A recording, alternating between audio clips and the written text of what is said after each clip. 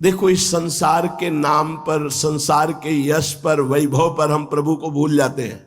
बड़ा नाम है, यहां तो है, भजन नहीं किया ना और यश कीर्ति के अभिमान में रहे तो पापाचरण भी खूब अच्छे से बने हैं।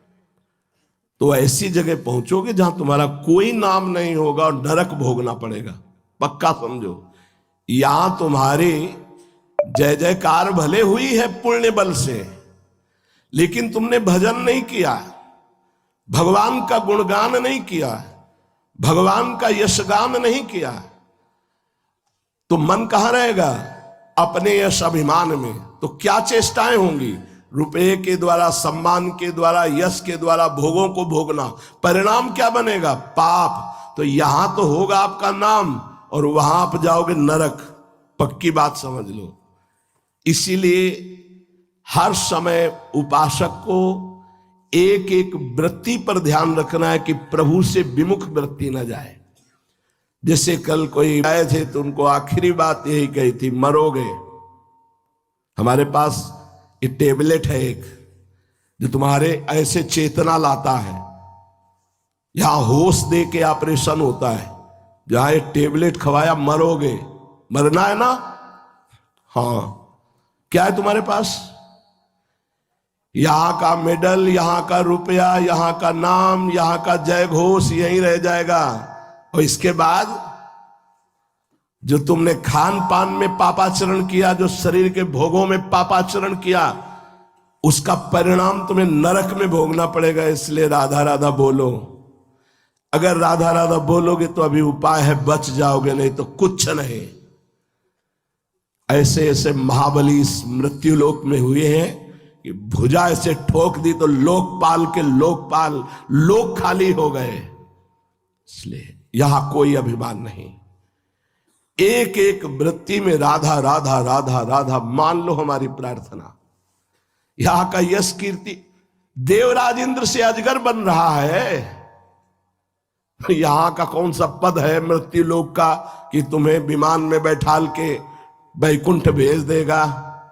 यदि नाम जप नहीं किया, पद का दुरुपयोग किया, मनमानी आचरण किया, आएंगे लेने, लेकिन भगवत पार्षद नहीं, यमदूत आएंगे लेने।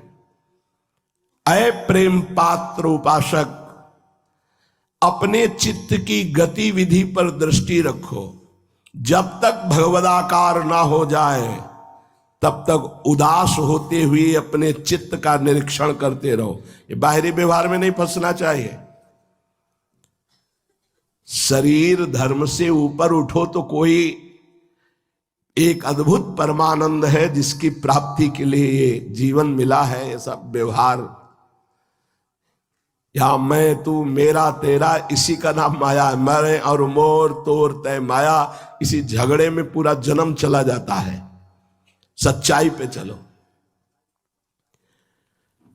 बड़ा धर्म का सूक्ष्म विषय है। कोई यही नहीं समझ रहा कि भगवान की भी कोई प्रेरणा होती है।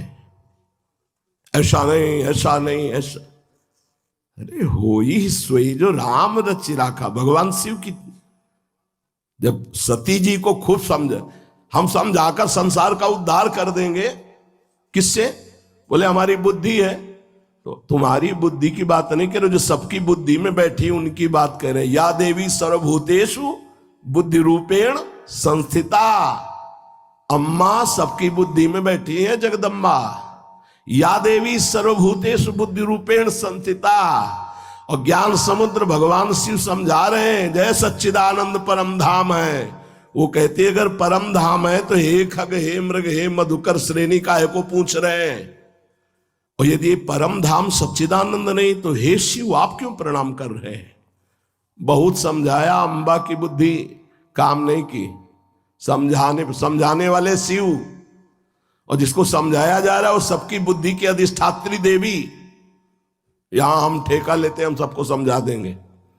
अरे खुद को समझा लो तो सब समझ गए।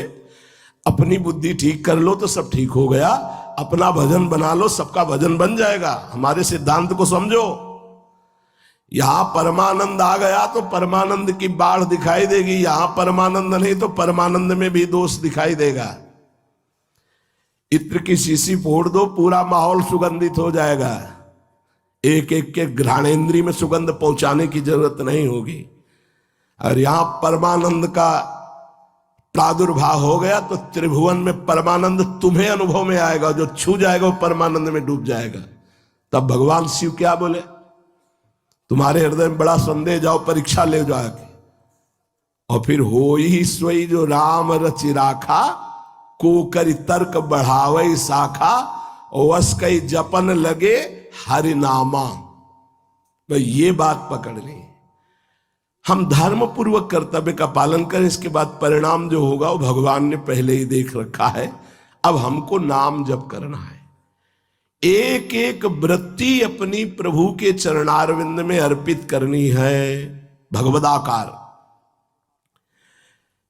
एक एक मिनट में जांचता रहे कि कितनी बार विषय चिंतन हुआ एक मिनट में, और कितनी बार भगवत चिंतन। यदि प्रेम पात्र बनना है, सच्ची बात देखना, वो आपके होश ही नहीं है कि आपका चिंतन क्या हो रहा। देख लो, ईमानदारी से देख लो। ये सत्संग है।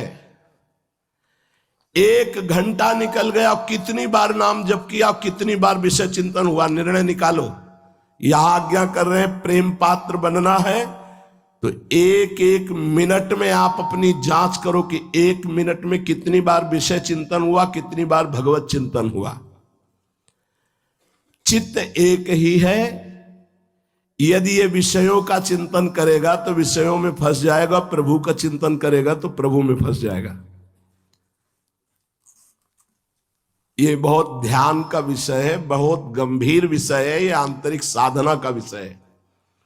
एक एक मिनट पर देखो कितनी बार विषय की तरफ आकर्षित हुआ मन, और आपने कितनी बार चिंतन किया विषय का, और कितनी बार प्रभु की तरफ आकर्षित हुआ, और कितनी बार प्रभु का चिंतन किया आपने। अगर विषय चिंतन किया आपने तो अभी आप कदम जमाए हुए आगे गिरने वाले हैं। आप ध्यायतो विषयान पुंसात संगस्तेषु उपजायते संगात संजायते कामहा। आ गई, गिरने की स्थिति आ गई। प्रथम संकेत गिरने का होता है विषय चिंतन। द्वितीय उसमें रमण करना, आसक्ति, अंदर चिंतन। तीसरी फिर क्रिया, फिर भ्रष्ट हो गया। पहली पे ही ब्रेक मार दो। विषय चिंतन ना होने पावे, प्रेम पात्र बनना है तो हर वृत्ति से भगवत चिंतन एक एक मिनट में जांच करते रहो।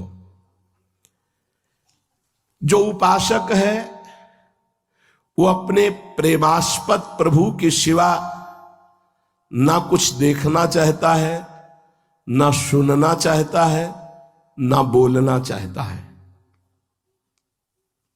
महाप्रभु हरिवंश चंद्र जी, रसना कटो जो अन रटो, निरख अन फुटो नैन, श्रवण फुटो जो अन सुनो श्री राधा जस बैन। अपने प्रेमास्पद प्रभु के सिवा न देखना चाहता है, न सुनना चाहता है, न बोलना चाहता है। ऐसे उपासक कभी उनके शब्द ही सुनाई नहीं देते, कभी किसी से बात करते हम नहीं देखते।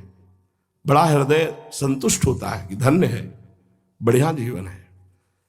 गर्दन झुकाई अपनी सेवा, गर्दन झुकाई अपने पाठ, गर्दन झुकाई अपनी कुटिया, कोई मतलब ही नहीं किसी से, कोई व्यवहार, कोई वार्ता नहीं। धन्य है जीवन। कुछ दिनों में रंग आ जाएगा अपने आप।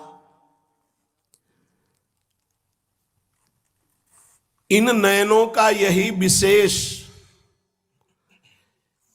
ये तो देखा, और वह भी देख, देखत देखत ऐसा देख, मिट गई दुविधा, रह गया एक।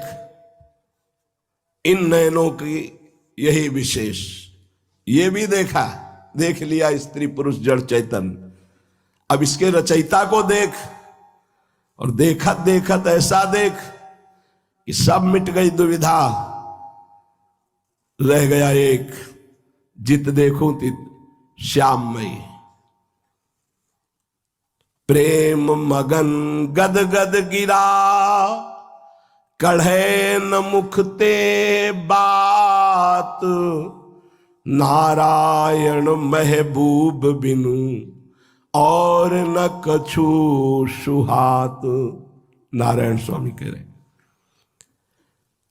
वो बोलने की कोशिश करे तो कंठ अवरुद्ध हो गया, बात ही नहीं निकल रही। अपने महबूब के सिवा कुछ अच्छा ही नहीं लग रहा। महबूब कौन है? मेरे प्राण प्यारे आराध्य देव नारायण महबूब बिनु और न कछु सुहात। मन में लागी चटपटी कब निरखूं घन श्याम। नारायण भूल्यो सभी खान पान विश्राम। मन में लग गए कि बहुत समय निकल गया, अभी हमारी वृत्ति भगवदाकार नहीं हुई, भगवत साक्षात्कार नहीं हुआ, क्या करूं? क्या कभी ऐसे विरह में एक टाइम का भोजन छूट गया? ध्यान दे के देखो, भजन छूट गया कोई परेशानी नहीं, भोजन नहीं छूटना चाहिए। और जबकि नारायण भूल्यो सभी खान पान विश्राम। आज छक के भजन नहीं हुआ तो आज रहने दो भोजन। सब दिनचर्या वैसे ही करेंगे, कोई जान नहीं पाएगा, पर आज छक के भजन करेंगे। पेट भूखा है और मन भी भूखा है। मन भूखा है भजन के लिए, पेट भूखा है अन्न के लिए।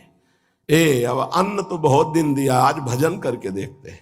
कभी एक दिन प्रभु के लिए भजन की विरह में, भजन के लिए